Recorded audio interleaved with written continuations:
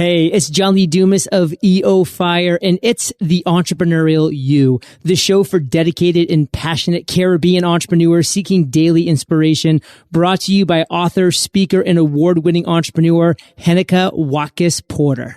You must be prepared to ignite.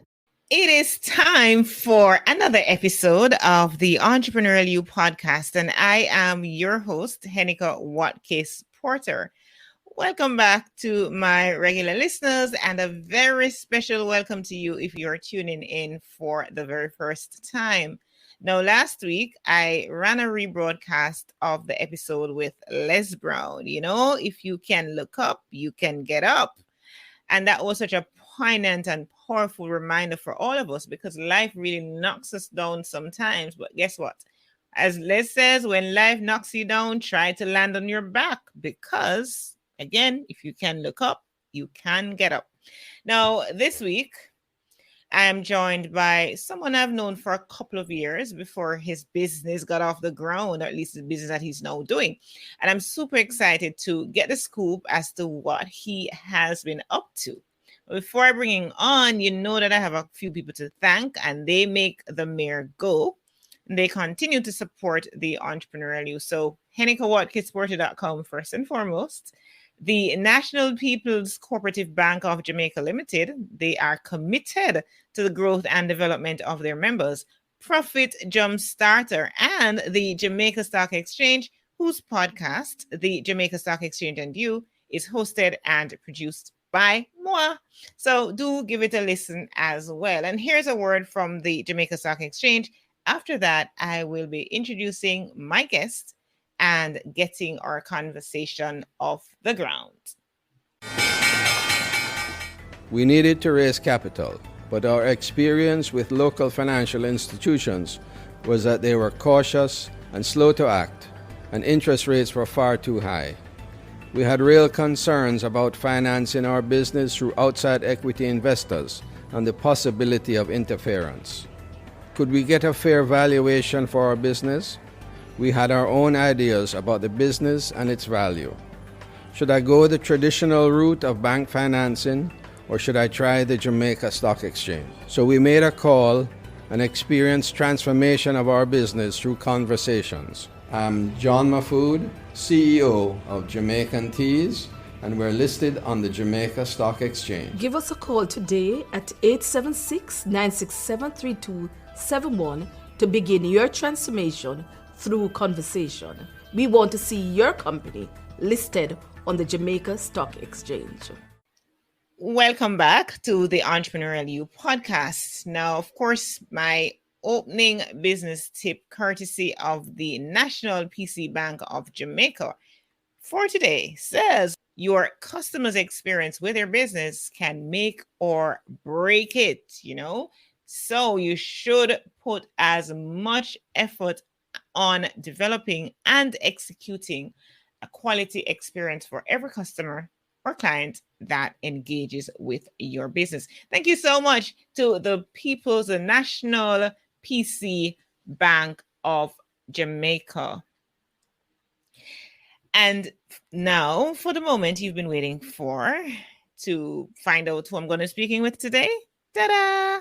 All right, so my guest on episode 277, can you imagine, just the other day it was 200 and, it was 0, right? And now we got to that milestone of 100, then 200, and now almost that 300 mark. So episode 277 of the Entrepreneurial You podcast today is with guest Damar Hutchinson. Now, Damar is a high-impact entrepreneur with a background in construction and engineering, with a great appreciation for technology and the role it plays in scaling a business. And if you're based in Jamaica, then chances are you've seen his brand around, right? So Damar is the brainchild behind Travelr Taxi. Welcome, Damar. Thank you for having me. Really appreciate it. Yeah, man, I'm a pleasure too. And I'm going to talk about that some more. But first, what do you love most about being Jamaican? It's just a vibe. Being Jamaica is just a complete vibe. It's just being Jamaican. Yeah, and the everybody wants to vibe. be a Jamaican. Just a vibe. It's just the vibe. Yeah, we bring the vibe, you know? Awesome. I can work with that. I love that too. All right. So let's start over our conversation by how we met a couple of years ago, right? So I recall I was in the throes of doing patois apparel, and I'd become a little frustrated. Business wasn't doing well, at a very expensive location, and I kind of was on the cusp of some greatness, which I didn't even know at the time, but I was looking forward to doing something different. And I remember attending an event where you were there.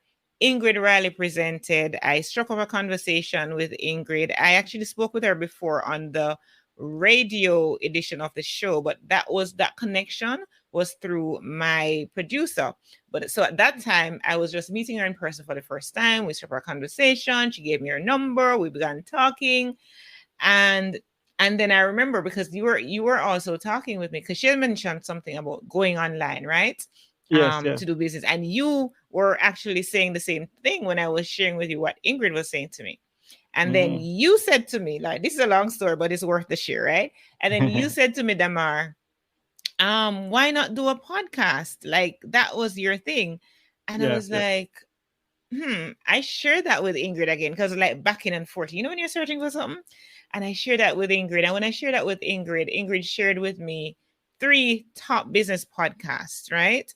Who were killing it, including the main one, which I latched on to, was Entrepreneurs on Fire. And That's great. That one. Yes, not true. And so I began listening to that one, really loving it and connecting with JLD and with all of that. Here is this podcast. But let me just backtrack a bit. I know I soon allow you to say something, right? But let me backtrack a bit, because before I even had this discussion, you and I connected online, and you even supported a crowdfunding campaign I was doing when I was trying to come up with something different other than patois apparel. So Bandwidth was the name of the show I wanted to do, and you supported that crowdfunding campaign. So we go way back. I just said all of that to say we go way back. All right. So I think I want to say thank you. I want to say thank you, Damar, because it was your willingness to share with me at the time that led to what I have now, which I consider something to be phenomenal. So thanks again. Yeah, man, you're welcome. Tell me a little bit about, why were you in the tech space? Why were you so interested in the tech space at that time? Well, the thing is, I love technology. From a very tender age, I used to make smartphones using paper and cardboard, like from I was like 6 coming up. I used to just love technology, always fascinated with computers. Everything as it relates to technology and screens, I just love them. That's just how I am. So from the tender age of 6, when people just trying to spell their name, some people just trying to figure out how their name spells and all of these things, and trying to do other, just playing around. We're very fascinated with technology. At the time, just about the time when we connected, or maybe shortly after that, you were telling me about Travelr Taxi and what you intended to do. So tell me about the concept from that time, the conceptualization of Travelr Taxi.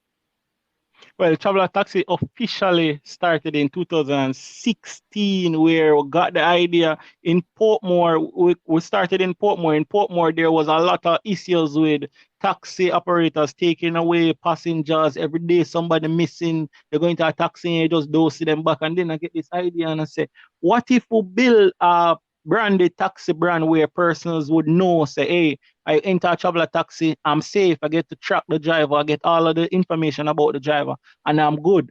And we just figured out, we started with one, and then we just grew.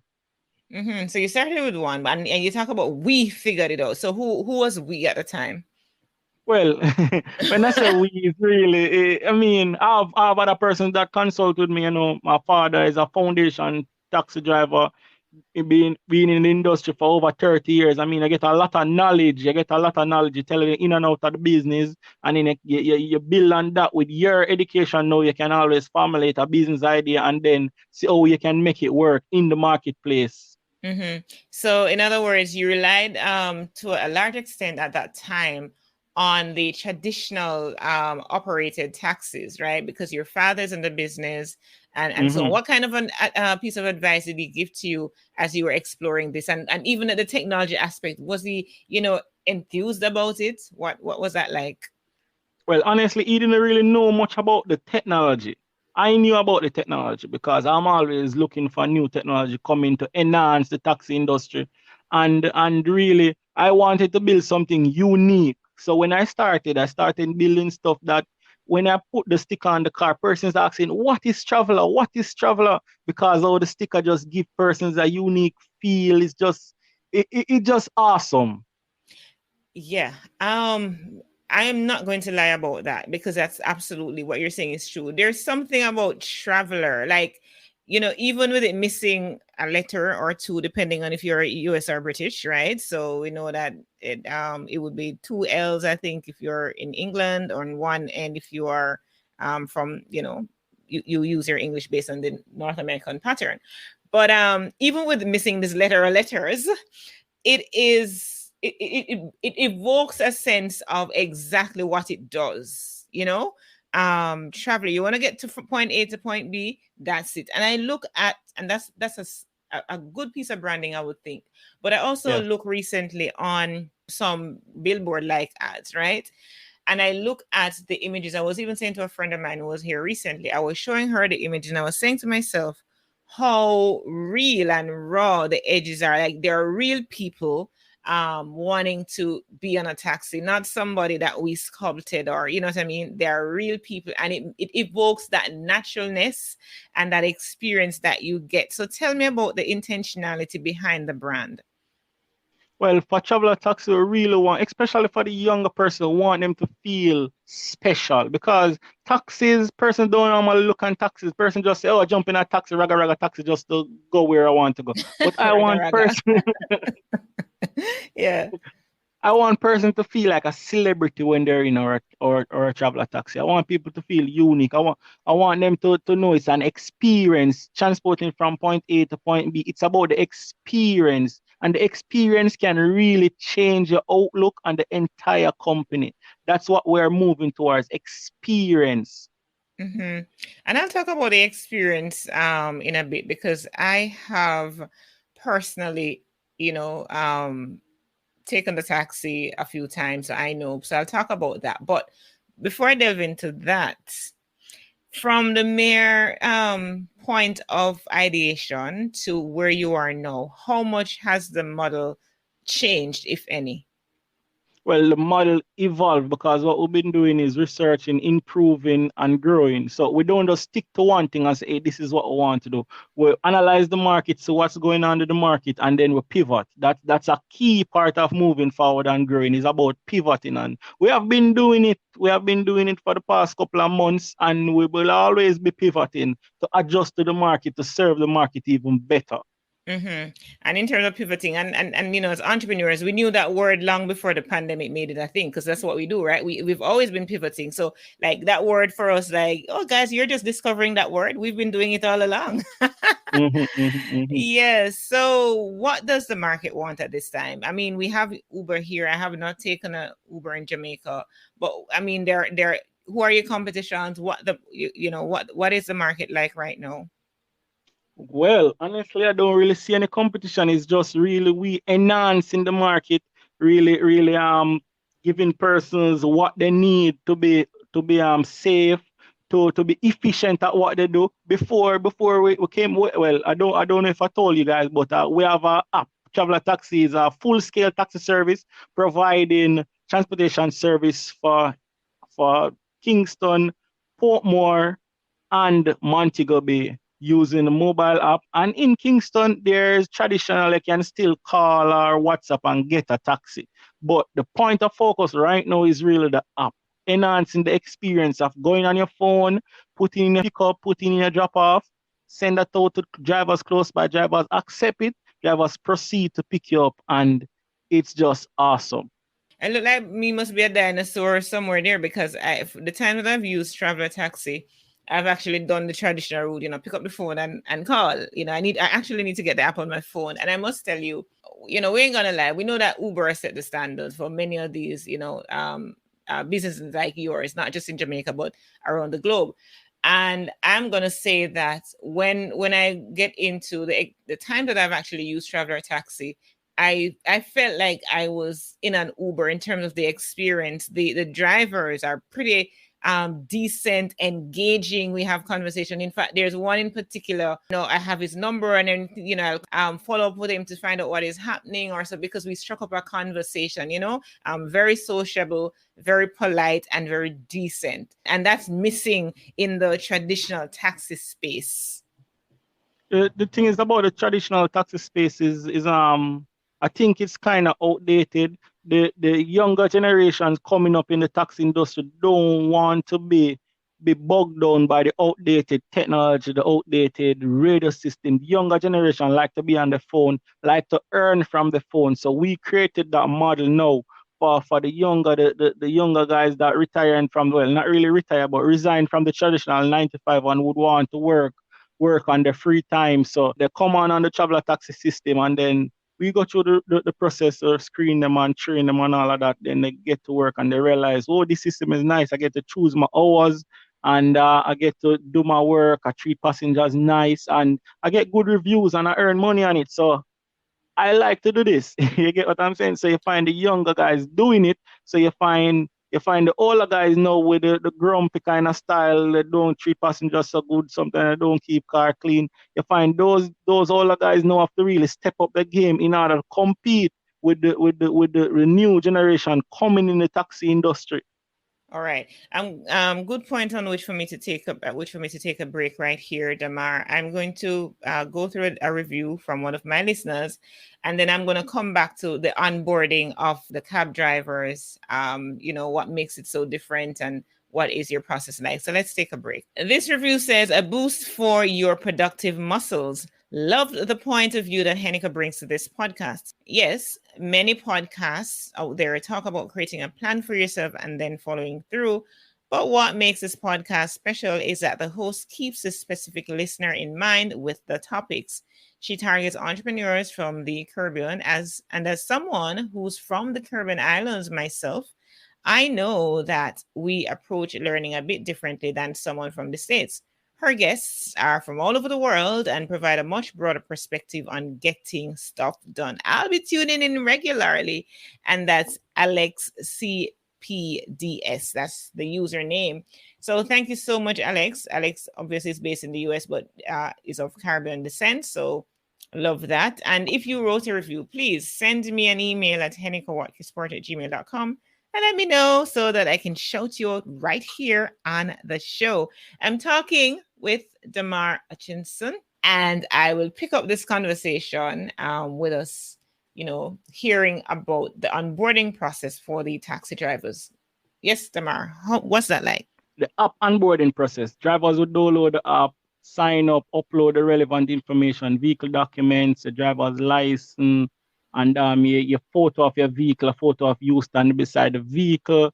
And we at the office now process you, we verify your documents, we verify your license, we call you for an over-the-phone interview based on how all of that will go. We upload your documents to your profile, and then we approve your account, and then we give you some videos to watch, training videos, so you can get ready to work. And who qualifies to be a part of that pool of drivers? Well, drivers with more than 3 years driving experience and PPV on your driver's license. What's your unique selling proposition? What makes you stand out? It's about the efficiency of getting a driver at your foot in less than 20 seconds. How are people adapting now, buying into this system compared to the traditional system? Persons love it. Every day persons call me, hey, Damar, I love this thing. I don't know how you get to create this thing, but I love this thing. I just go on my phone, put in my location, and boom, a driver is on the way to me, and I can track that driver, get the photo and everything. Persons love it. Okay. So working now with different, persons, different personality types, different, traits, different everything. And again, we're from a culture that we're used to a particular kind of behavior from taxi drivers. So now having to deal with all these different persons and, you know, the residual effect of what the traditional system does, how difficult it is, you know, for you to manage your team. What kind of challenges you have? Well, managing the team is not so challenging to manage a team because we have team managers to help assist. So it's not just me alone. We have team managers that help assist, and we have persons that administrate the app, and we have a customer support. We have a database. Most of what we do with the app is done online. Mm-hmm. But there's still a human element somewhere. So I know that dealing with people, it's so easy to deal with people, you know, no matter with all the good intentions that we have. Me no say not easy. So tell me a little bit about any challenges that you may have there. Well, every now and then you might have challenges where drivers might overcharge a passenger extra 100 or extra 200 or don't want to give passengers the discount that they apply in the app. Every now and then you find drivers with that. We normally talk to them, but if driver do it again, then we normally just deactivate the account, because if a driver not going to abide by our rules and regulation of the company to offer passengers the best of the best service, then I don't think that driver should be a part of the dream. Mm-hmm. And so what system do you have in place to detect when these things happen, or do you rely solely on what, you know, a passenger says or something?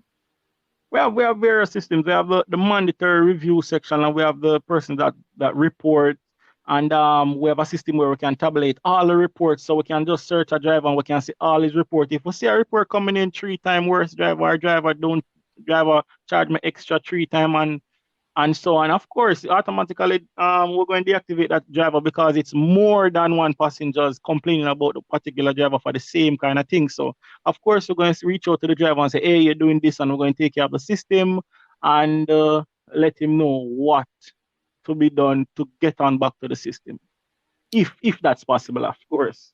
Okay, because you give second chances. Have you ever had at a situation where you've given a second chance? You know, you've barred somebody and the thing is, made amends?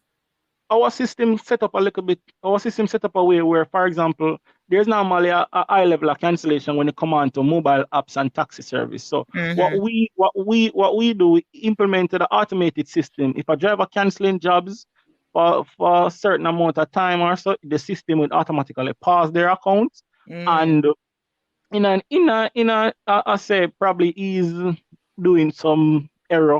Same like if a passenger sending out a request and canceling on drivers, then it would pause the account for a time, and then we would have to manually connect it back. So if they're doing foolishness on the system, for example, 1 o'clock at night, everybody asleep and passengers still booking taxi, and drivers out there doing foolishness, thinking nobody now gonna see them, the technology automatically pause them till in the morning when somebody get on the system and can actually assess what's going on, and then they can get access and can get connect back based on the severity of what they did.